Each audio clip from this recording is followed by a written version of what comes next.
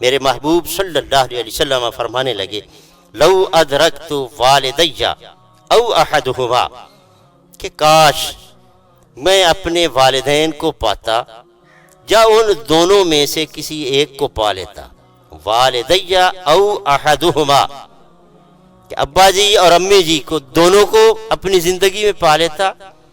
یا اس وقت ان میں سے کسی ایک کو بھی پا لیتا۔ پہلے لفظ عام بولا کہ میرے والد مل جاتے، والدہ مل جاتی، میں اعلان نبوت کر چکا ہوتا، مجھے یہ بہار بھی میسر آتی کہ میرے ابا جان مجھے منصب نبوت پر دیکھتے، امی جان بھی مجھے منصب نبوت پر دیکھتی۔ پھر فرمانے لگے وَأَنَا فِي صَلَاةِ الْعِشَاءِ، حالت یہ ہوتی کہ نماز عشاء کا وقت ہوتا، میں نماز عشاء پڑھ رہا ہوتا، وَقَدْ قَرَأْتُ فَاتِحَةَ الْكِتَابِ، اور نماز کے اندر سورہ فاتحہ کی تلاوت کر رہا ہوتا۔ مطلب یہ نہیں کہ ابھی نماز شروع نہیں کی، بلکہ نماز شروع ہو چکی ہے،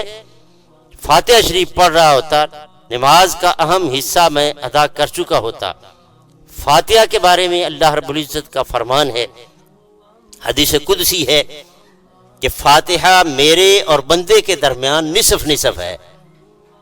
آدھی بندے کے لیے ہے اور آدھی میرے لیے ہے۔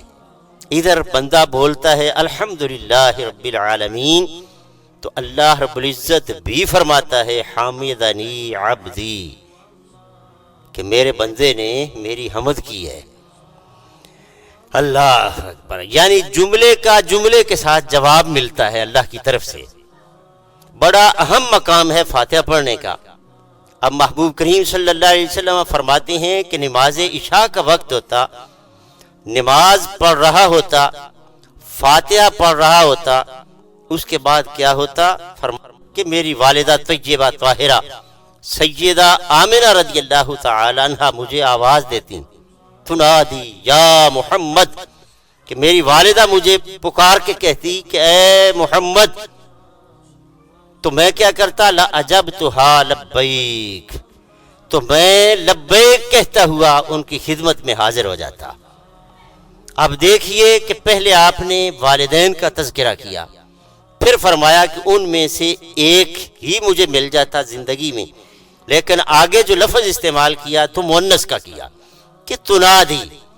کہ میری ماں مجھے پکار کر کہتی یا محمد،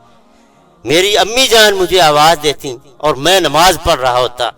وہ مجھے آواز دیتی تو میں نماز چھوڑ کر لبیک کہتا ہوا اس کی بارگاہ میں حاضر ہو جاتا۔ اب یہاں سے جہاں عظمت والدہ کا پتہ چلتا ہے، وہاں محبوب کریم صلی اللہ علیہ وسلم کی والدہ کی عظمت کا بھی پتہ چلتا ہے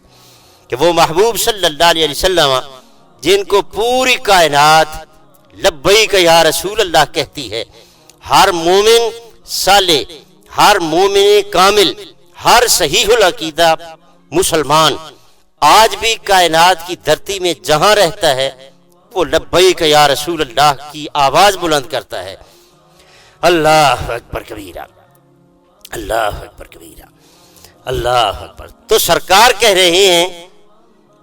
جن کو پوری کائنات لبیک لبیک کہتی ہے، آخر وہ کس لیے لبیک کہہ رہے ہیں؟ کاش میری امی مجھے آواز دیتی تو میں بولتا اجبتہا، نماز چھوڑ دیتا، ان کے پاس چلا جاتا، ان کو جواب دیتا، عرض کرتا لبیک، اے میری امی جان میں تمہارے پاس بار بار حاضر ہوں۔ اگر معاذ اللہ حضرت آمنہ رضی اللہ تعالی عنہ کے ایمان کے بارے میں کسی طرح کا کوئی شک و شبہ ہوتا یا ان کے فضائل میں کوئی کمی ہوتی تو تاجدار دو عالم صلی اللہ علیہ وآلہ وسلم اعلان نبوت کے بعد اور نماز کا مقام واضح کرنے کے بعد یہ نہ کہتے کہ وہ نماز جو میری آنکھوں کی ٹھنڈک ہے وہ میں پڑھ رہا ہوتا، ادھر میری امی جان بلاتی اور میں نماز چھوڑ کے بھی اس کو لبیک کہتا ہوا اس کے پاس چلا جاتا۔ آقا دو عالم صلی اللہ علیہ وآلہ وسلم کا یہ جملہ اس بات کو واضح کر رہا ہے کہ لبیک کہتے ہوئے میرا جانا قیامت تک میری امت کے لیے اس بات کی دلیل ہے کہ وہ میری والدہ کے بارے میں بولتے وقت ادب اور احترام سے بولیں